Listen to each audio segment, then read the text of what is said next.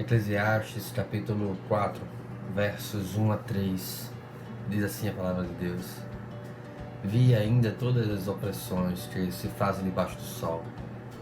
Vi as lágrimas dos que foram oprimidos sem que ninguém os consolasse. Vi a violência na mão dos opressores, sem que ninguém consolasse os oprimidos. Porque tenho por mais felizes os que já morreram, mais do que os que ainda vivem, porém, mais que uns e outros tenho por feliz aquele que ainda não nasceu e não viu as mais obras que se fazem debaixo do sol.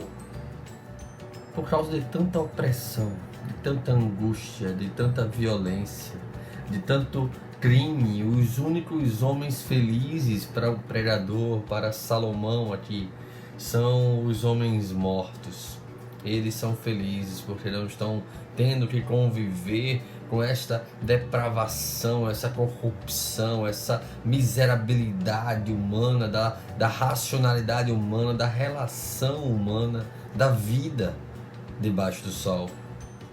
E ainda mais felizes e mais ainda bem-aventurados são aqueles que nem nasceram, porque nenhum contato tiveram com essa geração perdida e pervertida. O fato é que, olhando a nossa volta e num contexto mundial, a violência abunda, a injustiça abunda. Parece que nós podemos trazer para a nossa realidade, do nosso cotidiano, aquela narrativa de Abacuque, onde ele olha e há violência em todo lugar, onde há injustiça em todo lugar, onde há pessoas tirando proveito de pessoas em todo lugar. Se quisermos então aplicar de uma maneira tão atual essa afirmação ou manifestação da angústia do pregador, eu posso trazer alguns relatos.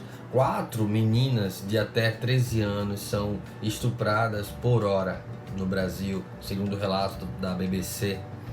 O país registra 642 internações só em 2020. 26 mil partos de mães entre 10 e 14 anos são feitos por ano no Brasil. Talvez nós pudéssemos dizer, como Salomão fez: vi ainda a opressão que se faz debaixo do sol, vi as lágrimas dos que foram oprimidos, sem que ninguém os consolasse. Quanta angústia, quanto desespero, quanta opressão há no mundo à nossa volta. E o que nós pensamos sobre essas coisas? Isso pode nos fazer pensar: cadê Deus? Onde está Deus que permite que essas coisas aconteçam? Então nós somos levados a questionar a própria soberania de Deus. Então nós somos levados a agir conforme a nossa própria justiça.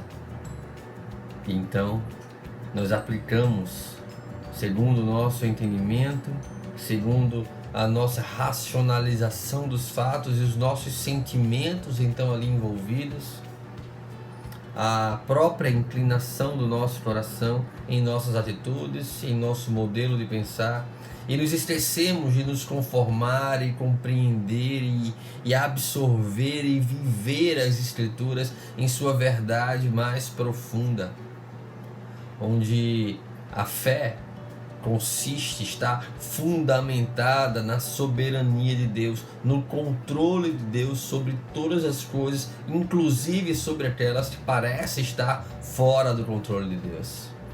Acreditar que pode acontecer qualquer coisa nessa vida fora do controle de Deus é o caso de termos esquecido aquilo que Deus é.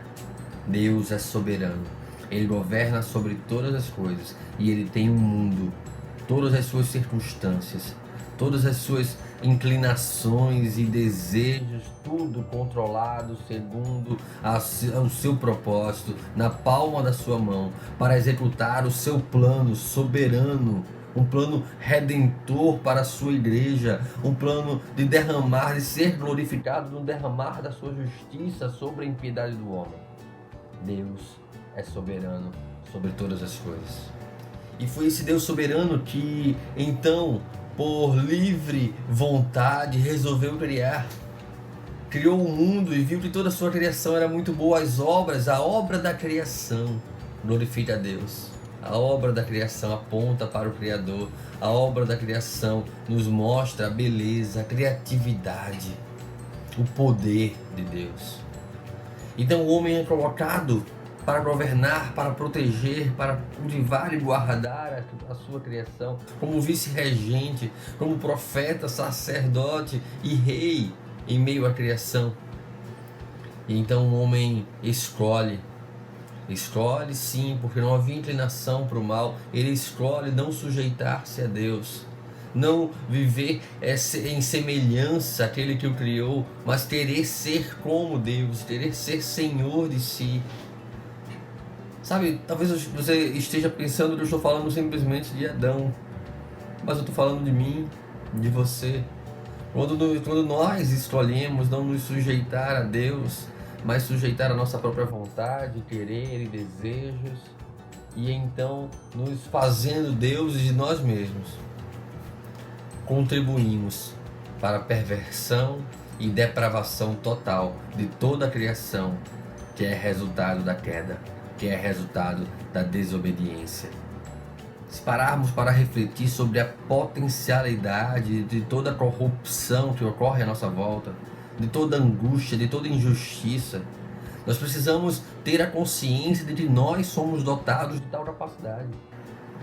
E tão somente não agimos em conformidade com a nossa total depravação por causa unicamente da graça de Deus. É a graça de Deus que nos preserva de não agirmos em conformidade com a nossa total desgraça.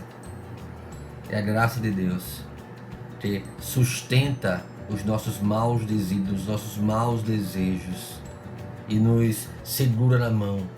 E nós, como um animal que tenta fugir da mão daquele que o guarda, tentamos escapar das mãos de Deus como se isso fosse possível.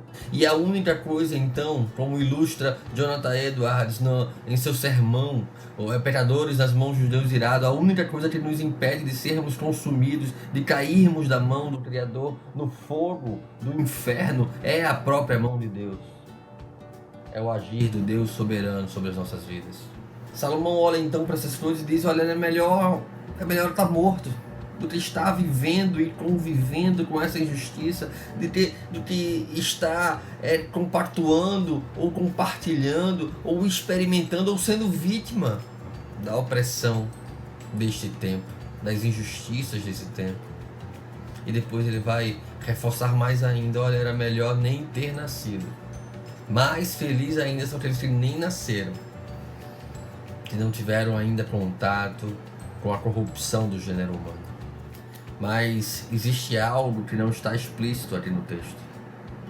Algo que nos serve como um escape, como uma esperança, e que só tem aquele que foi iluminado, que foi chamado do império das trevas para o reino do seu amor. É a expectativa da glória futura. É a expectativa do viver eternamente na comunhão de Deus. E talvez, aqui aplicando a própria ilustração de Salomão, melhor seria que estivéssemos mortos, sim, porque a morte não é um fim em si mesmo para o crente, mas a morte é uma passagem desta peregrinação para a vida eterna dos céus. A morte é a entrada no nosso lar, na nossa casa, porque aqui não é o nosso lar, debaixo do sol não é o nosso lar, mas acima do sol. E a morte é então a porta de entrada do nosso lar, ao qual nós desejamos com toda a nossa energia viver eternamente na presença do nosso Criador, glorificando o seu nome, na presença misericordiosa, amorosa, bondosa do nosso Criador.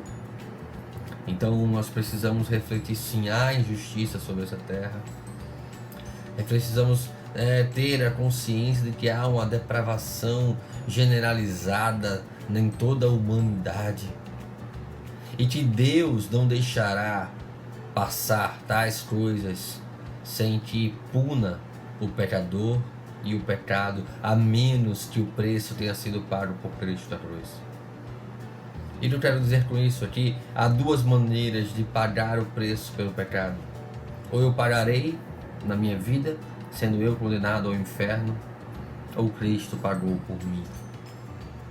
Mas se Cristo pagou por mim, eu preciso viver de modo digno daquilo que eu recebi. Que nós possamos refletir sobre como nós temos lidado com as circunstâncias à nossa volta, sobre como nós enxergamos a perspectiva ou a ardente expectativa da glória eterna dos céus, e como eu vivo em razão desse amor que me alcançou e para o qual eu fui alcançado. Deus aplique a sua palavra em nossos corações.